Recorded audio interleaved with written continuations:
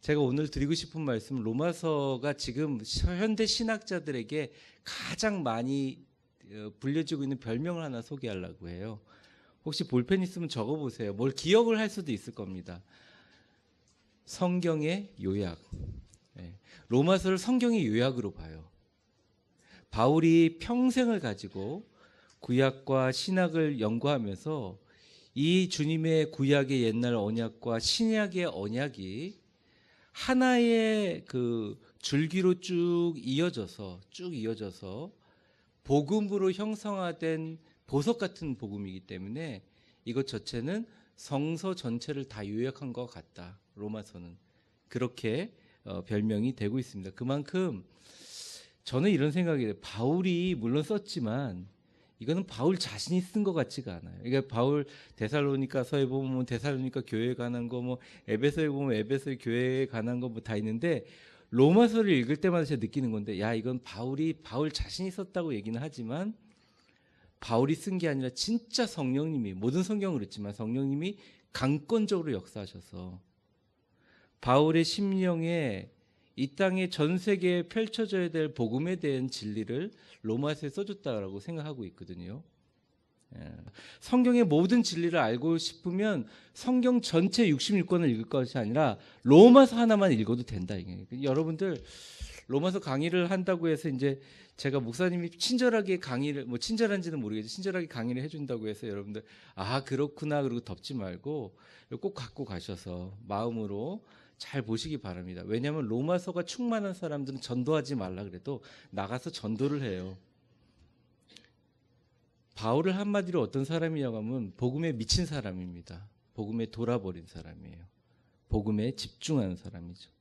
자, 오늘 교재 밑을 보면 바울의 마음이라고 남아 있습니다. 그 점점이라고 해놓고서 복음을 전하고자 하는, 같이 한번 읽어보겠습니다. 시작. 복음을 전하고자 하는 간절한 사도적인 심경, 로마 교회 사람들을 그리워하는 마음, 로마를 가고자 하는 간절한 열정, 보고 싶은 마음, 기도하는 마음, 만나고 싶은 마음, 뭔가 주고 싶은 마음이 본문에 나와. 정말 그런 마음들이 다 나와 있어요.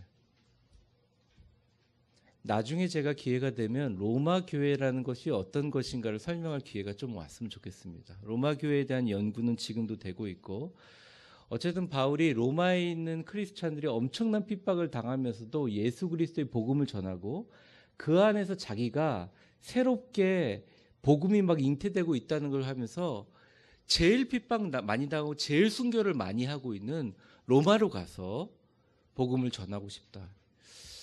물론 이것도 정확한 연대는 없지만 전설이기도 하고 또 정설이기라고도 얘기도 하는, 바울은 누구에게 죽었어요? 혹시 아세요? 어느 황제에게 죽었는지 아세요? 아시는 분 좀 얘기 한번 해주시죠. 별 관심이 없으시죠? 바울이 죽었는지 순교하셨는지는 잘 모르겠어요. 그러니까 정확하게 예수님처럼 십자가에 달리고 많은 증인들이 있는 데서 죽은 것 같지는 않고, 바울이 죽은 것에 대해서 뭐 여러 가지 주석들이 있지만 제가 여러 가지 보니까 공통점을 좀 찾아보면 첫째 칼로 죽었고요. 바울은. 그래서 바울이 나중에 보면 내가 죽음을 예보하는데 번제와 같이 너희에게 부어드림이 된다는 말이 있어요. 그게 진짜 유언이었던 거예요. 그러니까 바울이 어떻게 죽었냐면, 여러분 전제와 같이 부어드린다는 게 뭐냐면 짐승들을 제사 지낼 때 이렇게 제단 위에 올려놓고 각을 뜨잖아요. 각을 뜨는데 피가 막 나고 그 사이에서 뼈 사이에서 피가 벌어지니까 냄새가 비린내가 나잖아요. 그럼 거기다 뭘 붓느냐? 포도주를 부어요. 그리고 그걸 불을 태워서 올립니다. 자기가 앞으로 달려갈 길을 다 마치고 하나님 앞에 그렇게 죽을 거라고 얘기했거든요. 아마 디모데한테 그랬을 거예요. 제가 정확하게 지금 보죠. 그거 그대로 그 사람을 산채로 톱으로 썰어가지고 죽였다는 거죠. 그러니 그 자기의 피가 자기 말대로 전제와 같이, 전제가 뭐냐? 죽기 전에 사람들이 포도주 갖다 붓잖아요. 하나님을 향기롭게 올려.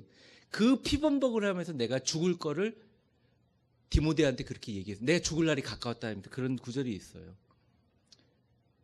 바울은 미친 사람이에요, 사실. 제정신이 아니에요. 복음을 위해서 생명을 건 사람이에요. 근데 바울을 그 죽인 사람이 누구냐? 여러 논란이 있지만 네로 황제로 기억하고 있습니다. 여러분, 네로 황제 때 크리스찬들이 얼마나 많이 죽었어요? 그럼 말하듯 아실 거 아니에요? 영화에서도 많이 보셨죠? 수시로 잡아가지고 짐승밥이 되고. 그러니까 여러분, 이걸 그냥 텍스트로 보는 게 아니라 바울의 마음은요, 이미 막 죽어가고 울부짖고 있는 그 사람들에게 향해서 진짜 가고 싶은 거예요. 내가 가서 고통당하고 죽어가고 복음이 전하려고 하면 거기 가서 핍박하고 사람들 죽어버리는 그런 처참한 현장 가운데 나도 가서 순교하면서 한 교회라도 더 살리고 한 영혼이라도 더 살리고 그들에게 힘을 주고 싶어서 정말 원했지만 하나님이 그로 보내지 않고 죽었지만 사실 갈 줄 알고 썼던 게 로마서고, 복음을 전할 때 논리적인 체계가 있어야 되고 복음을 전할 때 파괴적인 그 논리를 뛰어난 성경 전체를 관통하는 신학이 없었기 때문에 많은 사람이 복음을 전하면서 그냥 사도들의 전승, 베드로가 얘기해 준 것들, 요한 사도가 얘기해 준 것들, 그래서 궁성성 모여서 예수님은 구원하셨다, 예수님은 주님이다, 그냥 물고기 그림 그리면서 모였던 그 집단에게 이 로마서를 전달해줘서 진짜 파격적으로 로마를 잡아먹을 만한 복음의 힘을 전달해주고 싶어서 피 끓는 마음으로 썼는데, 감옥에 있다 보니, 에베소에 있다 보니 눈이 너무 나빠지고 책을 자체를 볼 수가 없어서 자기가 그러니까 사실 눈 감은 상태로 글 쓰면 웃기잖아요. 그러니까 더들로라는 사람을 불러서 지난주에 얘기했지만 대피를 하게 했고, 그다음 베베라는 여집사님, 아주 제가 볼 땐 참 훌륭한 여집사님, 이 집사님을 통해서 로마에 있는 교인들에게 전파하고 이것들이 전승되게 해야 했다는 겁니다. 그러니까 이렇게 귀하기 때문에 로마서 페이지 하나, 로마서 원본 한 페이지만 있으면 내가 대형 박물관을 팔겠다라고 할 정도로 사실은 영국에서 신학을 하고 독일에서 신학한 사람들은 로마서 연구를 가장 좋게 봅니다. 혹시 여러분들 예전에, 지금은 돌아가셨지만 존 스토트라는 신학자를 기억하실 거예요. 아마 모르시는 분들 없습니다. 존 스토트가 쓰면서 마지막 책을 탈고하면서 눈물을 흘렸던 책이 로마서예요. 그리고 제가 처음으로 읽었던 영어 원서가 존 스토트의 로만스예요. 사실 제 방에 꼽혀 있습니다. 읽으면서 얼마나 가슴이 뜨거웠는지 몰라요. 여러분, 이런 뜨거움을 얘기할 때 막 이렇게 좋으시고 막 힘들어하시고 막 이렇게 하시는데 사실 그게 이해가 됩니다. 왜냐하면 더워서 그럴 수도 있는데요. 교회가 뭐냐? 많은 사람들이 질문해요. 안 믿는 사람들 질문하면 교회가 뭐 하는 곳이냐 도대체? 교회가 왜 이렇게 바르지 못하냐? 교회가 뭘 더 해야 된다? 말 많아요. 맞아요. 다 맞는 말이에요. 그런데 사실은 로마서를 읽어보면 딱 하나가 나와요. 교회는 복음을 가장 효과적으로 전달하기 위해서 주님이 만들어주시고 하신 기관이에요. 로마서에 나와 있는 가장 모든 집중들은 전부 다 지금도 죽어가는 영혼들을 만나고 싶어하는 거예요. 우리 교회가 가장 훌륭한 교회가 된다는 건 뭐냐? 여러분들이 이 말씀 듣고 가슴이 뜨거워서 지나가다가 풀빵 가게 아줌마 맨날 풀빵만 20년 동안 사 먹고 한마디도 안 했다가 꼭 위대한 교회가 아니더라도 근처에 있는 교회에 나가셨으면 좋겠습니다. 예수님은 당신을 사랑하십니다. 예수님은 당신을 구원하시기 원합니다. 이런 열정이 있다면 그게 좋은 교회인 거예요. 우리 마음속에 복음의 열정이 살아있는 게 우리가 갖고 있는 경제적인 어려움, 상황적인 어려움, 마음의 어려움, 그걸 모두 다 이길 수가 있다는 거예요. 바울은 확신을 하면서 그걸 썼다는 거예요. 제가 너무 소리를 질렀습니까? 가라앉히겠습니다. 두 번째 동그라미를 보면 같이 한번 읽어보겠습니다. 바울의 마음은 시작. 바울의 마음은 언제나 복음으로 가득 차. 여러분의 마음속에 뭐가 있습니까? 지난주에 제가 노예 목사님들 만났어요. 좀 풀라고. 이놈이 개척을 하더니 모른 체 한다고 형님들 불러서 만났죠. 그분들이 하는 말이, 목회할 때 가장 많이 하는 찬송이 뭐냐, 막 농담상으로 얘기해도 어떤 분이 찬송을 부르는데 다들 공감하면서 이렇게, 이 세상에 뭐 고통된 일이 많고 참 죽을 일 뭐 너 쌓였구나. 다들 보면서 다 웃으면서 맞다, 진짜 죽을 일 쌓였구나. 돌았으면. 그래서 설교 준비 조금이라도 안 해봐요. 우리 교인들 바로 알죠? 생명을 걸고 설교 준비하다 죽을 수도 있겠다 이런 생각이 들 때도 있어요. 여러분, 목회자를 위해서 기도해 주셨으면 좋겠습니다. 네, 진짜 목회자를 위해서 기도해 주셨으면 좋겠어요. 이야기가 이상한 데로 흘렀는데 왜 그러냐면 저나 여러분이나 목적은 딱 한 가지예요. 돈을 벌어야 되는 목적도 마찬가지고, 우리가 사회적으로 영향력이 커져야 되는 목적도 하나고, 우리가 평안하게 야베스의 축복을 받아내는 목적도 딱 한 가지예요. 애가 성공해서 위대하게 되는 것도 마찬가지예요. 때로는 우리 교회가 조금 다른 사람들한테 좋은 모습을 보이는 것도, 부흥해야 되는 것도 사실은 목적이 딱 하나예요. 복음을 전하기 위함입니다. 9월 달부터 폭발적으로 복음을 전하고 우리 모두 나가서 복음을 전하고 준비하고 있는데 마귀가 좋아할 리가 없죠. 여러분, 제가 지금 요즘 고민하고 있어요. 저녁마다 깨어서 기도회를 할까? 진짜 우리가 깨어서 기도해야 된다.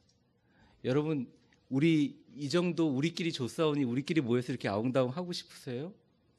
죽어가는 수많은 영혼들을 구원하기 위해서 여러분들 하나님 복음의 전사가 되십시오. 이거 믿고 뭐 복을 많이 받고 부자가 되고 그런 것도 중요하지만, 그건 저 중요하지 않다고 저는 그러기를 원해요. 그랬으면 좋겠어요.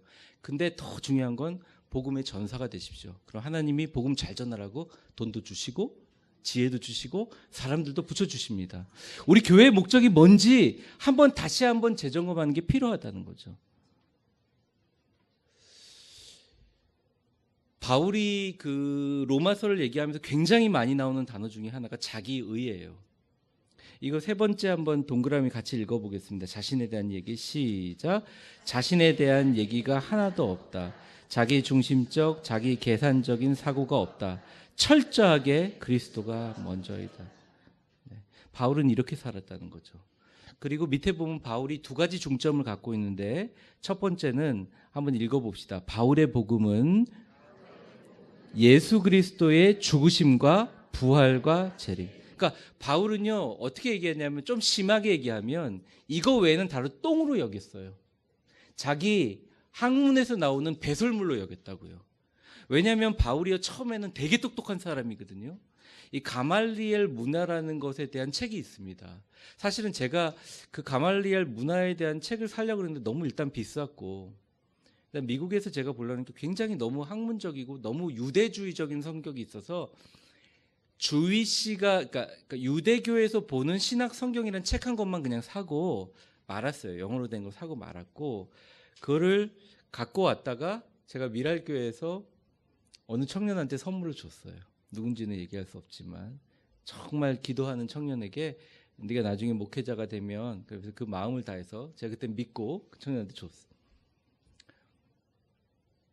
근데 제가 지금 그 내용을 좀 요약을 해보면 뭐냐면, 바울이 그동안 복음을 막 전하는데 사람들이 방해가 일어나요. 무슨 방해냐? 이게 말이 되는 소리냐? 죽은 사람이 부활한다고? 말도 안 되는 소리다.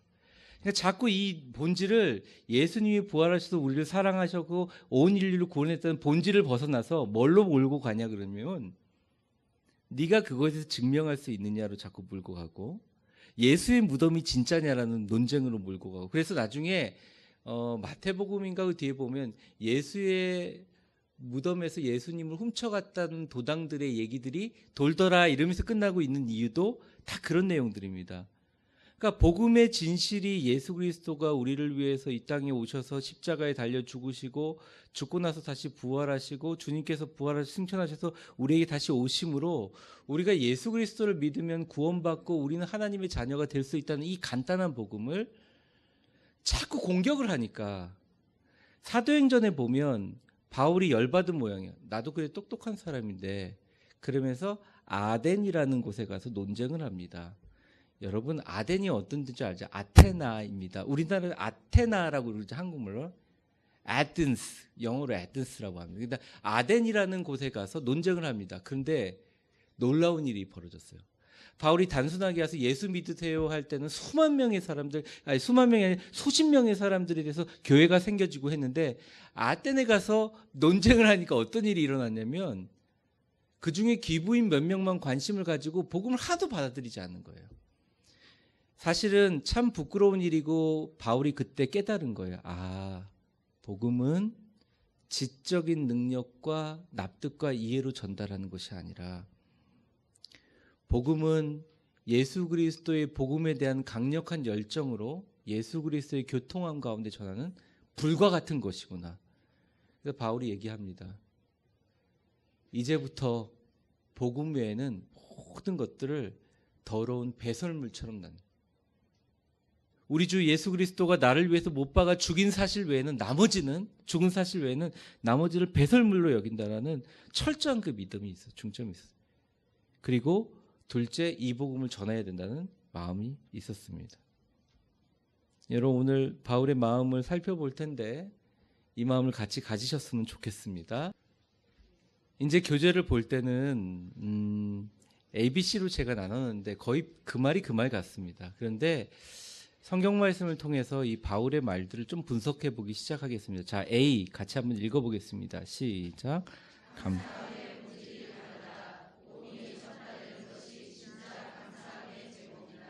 8절 우리 같이 한번 읽어보죠. 화면 좀 보여주세요. 같이 읽겠습니다. 시작. 먼저 내가 예수 그리스도로 말미암아 너희 모든 사람에 관하여 내 하나님께 감사, 너희 믿음이 온 세상에 전파됨이라. 그러니까 바울은 감사의 제목이 있는데 진짜 감사하는 것은 니네들이 피를 뿌리고 사자들 이빨 사이에 니네들이 뼈가 끼고 아이들의 살점이 끼는 그런 핍박을 당하면서도 마지막 죽어가면서 물고기를 그리고 죽어가는 당신들아,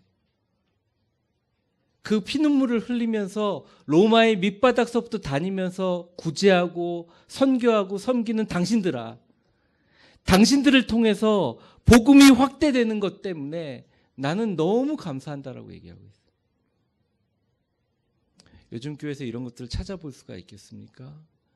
우리 교회에서 찾아볼 수 있다면 우리 교회는 참 위대한 교회, 놀라운 교회가 될 줄 믿습니다. 우리가 존재하는 이유는 복음을 전하기 위함이에요. 어떤 분이 저한테 그러는 거예요. 목사님, 만약에 목사님이 농담으로 웃으면서 교회에서 쫓겨나게 되면 뭐 하실 겁니까? 그래서 제가 웃으면서 그랬어요. 지금까지 하나님께서 힘들게 영어로 미국에서 박사 공부도 시켰고 목회 경력도 있으니 복음 전하러 가야죠. 어디든지 가서 예수님 전해야죠. 뭐 영어로 할 수 있으니 영어로 하든지 하죠. 뭐 그리고 웃으면서 말았어요. 아이들에게 이런 걸 가르쳤으면 좋겠어요. 청년들에게 이런 걸 가르쳤으면 좋겠어요.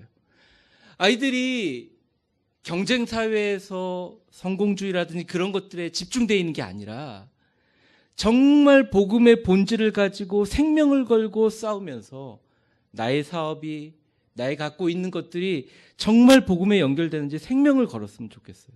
그 첫 번째 검은 동그라미 그 밑에 보면 이렇게, 내가 너희를 생각할 때마다 감사하며 기도할 때마다 간구한다.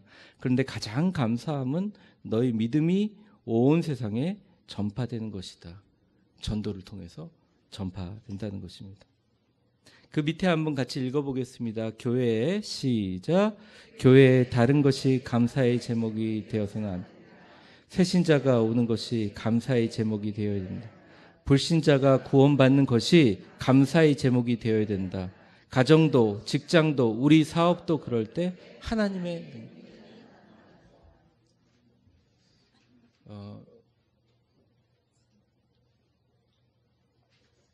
하나님의 능력은 말씀을 타고 흐르고요. 우리 일반 성도들이 하나님의 능력이 가장 빨리 하나님의 능력을 경험할 수 있는 방법은 전자 기도 열심히 하고 불신자를 위해서 밤을 새면서 기도하는 경험을 한번 하게 되면 하나님이 얼마나 도우시는지를 알 수 있습니다. 여러분, 우리 교회 감사의 기도 제목이 죽어가는 불신자들이 많이 오는 그것이 바로 감사의 기도 제목이 되기를 주의 이름으로 축원합니다. 여러분들 직장과 사업에서 여러분들이 만약 오너라면 직원들이 교회 생활 충실하지 하지 못했다가 어떤 집사님을 통해서 장로님을 통해서 그분이 충실한 신앙인이 되는 것, 또 그분을 통해서 믿지 않는 사람 전도하고 가족이 구원받는 게 가장 큰 감사의 제목이 되기를 주의 이름으로 축원합니다. 우리의 가정도 마찬가지입니다. 우리의 가정이 왜 깨져 있냐? 교회를 나가는 가정의 집단이지 복음의 생명을 걸지 않는 집단이 되다 보면 세상에 시달리고 찌든 곳에서 더 힘들고 이 경쟁사회에서 우리가 비본질적인 것을 쫓다 보면 복음의 진리로 다가가지 못하는데 복음의 진리 안에서 하나가 될 때 우리 가정에도 하나님의 능력이 나타나는 줄 믿습니다. 자녀들이 참 여러분들이 보기에도 예쁘고 정말 멋지게 하나님께서 사용될 줄 믿고 그렇다면 그 아이들을 붙잡고 애들 머리통 붙잡고 그러면 막 화내잖아요. 그러니까 잘 때 등짝이나 뭐 엉덩이나 발 만지면서 하나님 예를 통해서 100만 명이 구원받는 사람이 되게 해 주십시오. 얘 때문에 구리가 변화되게 하시고 얘 때문에 나라가 변화되는 역사가 일어나게 해 주십시오. 이 기도하는 역사가 일어나기를 주의 이름으로 축원합니다. B번 우리 같이 한번 읽어보겠습니다. 시작. 기도의 증인신 하나님을 인식한다. 자, 9절 우리 같이 한번 읽어보겠습니다. 시작.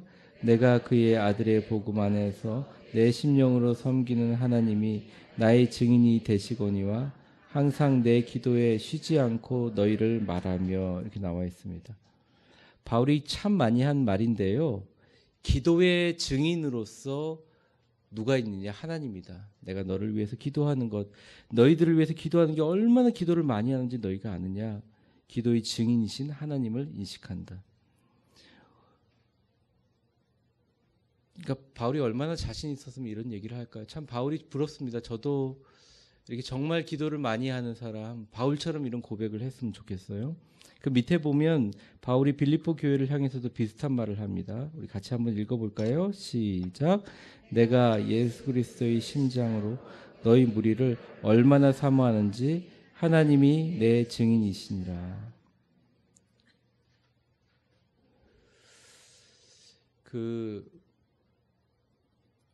저는 이게 바울의 진짜 사랑인데 남을 위해서 기도해 주는 것만큼 사랑이 없는 것 같아요. 예. 제일 귀한 사랑이요. 제가 당신을 위해서 기도합니다라는 얘기죠. 네. 제가 가끔 이렇게 오랜만에 만난 집사님이 계신데 오랜만에 만난 집사님이 저한테 그래요. 목사님 약속드린 대로 지금도 제가 기도하고 있습니다. 그러면 진짜 가슴이 뜨거워지고 숙연해집니다. 엄청난 축복 아닙니까? 그 옛날에 10년이 넘은 전에 목사님 제가 어리고 젊을 때 목사님 위해서 기도하겠습니다 하고 지금도 기도하고 있다니 얼마나 감사한 일이에요. 가장 귀한 사랑의 고백을 여러분 가족과 우리 교우들끼리 했으면 좋겠습니다. 옆 사람에게 한번 축복해 보겠습니다. 내가 당신을 위해 진심으로 기도합니다. 이것만큼 좋은 게 없어요. 제가 다음 주에 이제 기도의 정원을 설명할 텐데 우리 교인들이 서로 이렇게 좀 무릎 꿇고 손 얹고 기도하는 것들이 아주 자연스럽게 서로 얘기를 하는 것보다 기도하는 게 자연스러워졌으면 좋겠다 이런 생각을 합니다. 밑에 보시면 두 번째 동그라미 보시면 얼마나 너희를 위해서 기도하는지 내 하나님이 증인이시다 이렇게 나와 있죠.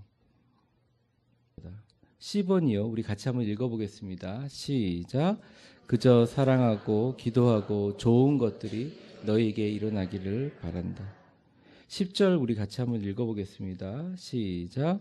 어떻게 하든지 이제 하나님의 뜻 안에서 너희에게로 나아갈 좋은 길 얻기를 구하노라 나와 있습니다. 어떻게 하든지 이제 하나님 안에서 너희에게로 나아갈 좋은 길 얻기를 구하노라 이렇게 나와 있죠. 진짜 가고 싶었던 모양이에요. 어떤 방법이든 좋다.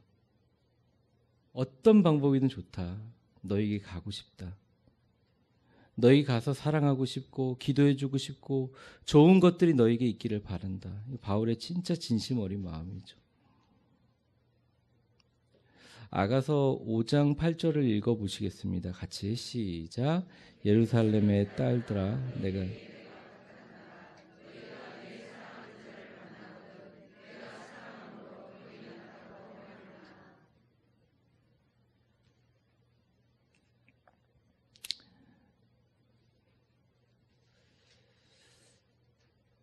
젊었을 때는 이걸 이해를 못했어요.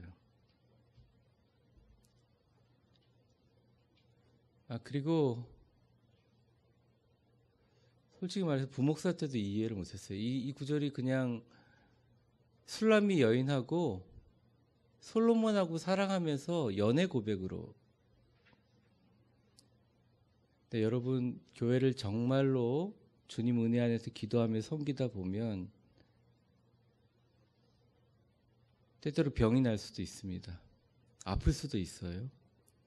근데 그럼에도 불구하고 그들에게 좋은 것이 있을 수 있도록 나아가는 것은 바울이 가지고 있는 가장 큰 힘이라고 할 수 있습니다. 요한 복음 14장 15절에 보면 이렇게 나와 있습니다. 예수님이 직접 제자들에게 하신 말씀이죠. 같이 읽겠습니다. 시작. 너희가 나를 사랑하면 나의 계명을 지키라. 이 나의 계명이 뭘까요? 하나님 사랑하고 이웃을 내 몸과 같이 사랑하라는 거죠. 바울은 로마서에서 로마 교인들을 향해서 정말 사랑을 외치고 사랑을 갈구했던 것 같습니다. 자, 첫 번째 동그라미 보겠습니다. 같이 읽어보겠습니다. 시작. 멀리서 기도하고 사랑하라. 두 번째 읽어보겠습니다.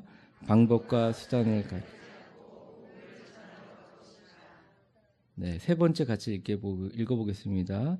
그게 진정한 사랑.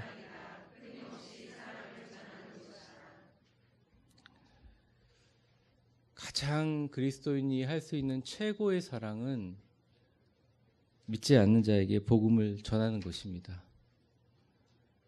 만약에 영생을 확실히 믿고 천국의 소망이 있다면 그러한 것입니다. 말씀을 정리하겠습니다. 바울의 마음이란 뭔가 너무나 단순합니다. 그 사람의 진짜 감사는 너희들로 인하여 복음이 전파되는 거예요. 그분의 진짜 감사는 내가 당신을 위해서 기도할 수 있는 하나님이 증인서는 기도의 사람이 되기 때문에 감사하는 거예요. 진짜 바울의 마음은 사랑하고 기도하면서 돌이키고 그들이 복음의 증인으로 서기를 너희들에게 빨리 그렇게 하기 위해서 로마로 가기를 원한다는 바울의 마음이 있다는 것입니다. 밑에 그림을 한번 같이 그림의 글자를 한번 읽어볼까요? 같이 읽겠습니다. 시작. 하나님의 사랑. 사랑하는 성도 여러분,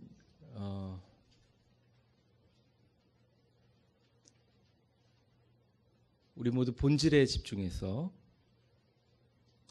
저뿐만 아니라 여기 있는 모든 분들에게 복음 제일주의, 예수님 복음 전하기 위해서 이 땅에 왔기 때문에 우리의 모든 것이 바울의 마음에 초점을 맞췄으면 참 좋겠습니다.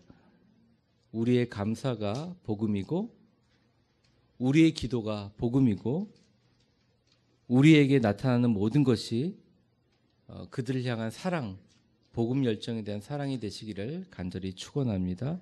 우리 같이 기도하는 시간 갖겠습니다.